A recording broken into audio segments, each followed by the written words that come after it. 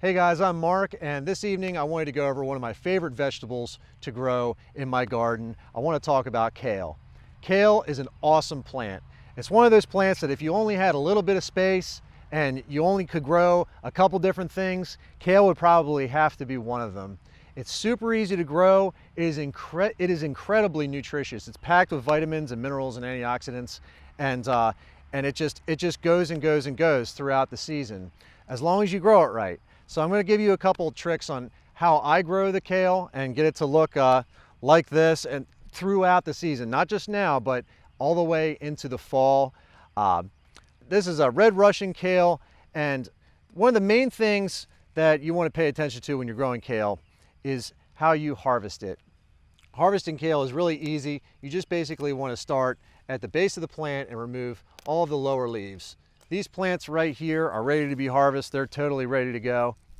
And they're going to provide a ton of kale in one picking. And then about a week or so later, I'm going to come back and get a whole nother huge harvest off of this. And what's going to happen over the course of the season is, as I keep removing these bottom leaves, this plant is going to get taller and taller and taller. The stalk, it will form like a stalk, sort of kind of like how a palm tree would look. Or like how like if you grow a Dracaena house plant, it just grows higher and higher, and you can sort of get creative with how you planted it in the garden because of that, because it doesn't take up so much ground space anymore. Once it starts to grow taller, then you can have lower growing crops beneath it. Like in this case, I've got strawberries that are eventually going to start spreading, and they're going to spread underneath the kale, and the strawberries would be just fine, and the kale will be just fine sitting there as well. Just a couple things while I'm talking about this bed. A few of the other things that are in here. I've got strawberries, like I just mentioned, that eventually I want to take over pretty much the whole bed. These are a June-bearing variety.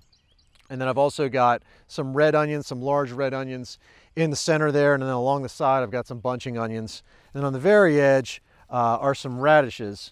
And those are just, the radishes are just basically there to take up some early space while it's available. Some of them are ready to pull. I'm looking for one to show you, but, well, here's a tiny little one. It's not quite ready to pull yet, but anyway. Kale is awesome. This whole bed, I'll probably get a little bit over a bushel of kale out of one picking.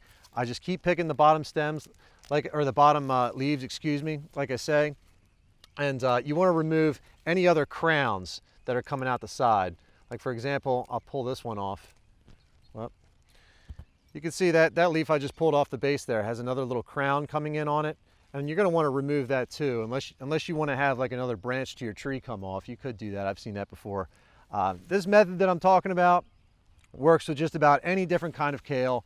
Like I said, this is red Russian kale, but I've seen some one of my other favorite types, like the Tuscan dinosaur kale, like the lacinato variety. I think that's how you say it, lacinato.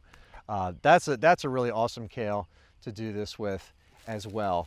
I want to show you this other bed over here. I'm just going to walk over real quick because I've already taken the leaves off this. I want to show you what these plants will look like after the harvest. And that's basically what we're looking at right there. So this crown will just keep going throughout the season. This will just get higher and higher and higher as I take the leaves off. Some varieties will do this better than others, but like I say, you could probably do it with most any variety of kale. And now that I've removed all these leaves away from the strawberry plants, you can see them. They're going to get a little bit more sun. They're going to get a little bit of a boost of energy and start doing their thing. So anyway, that's my kale as of right now this season. I hope you liked my video. Thanks for watching. See you next time.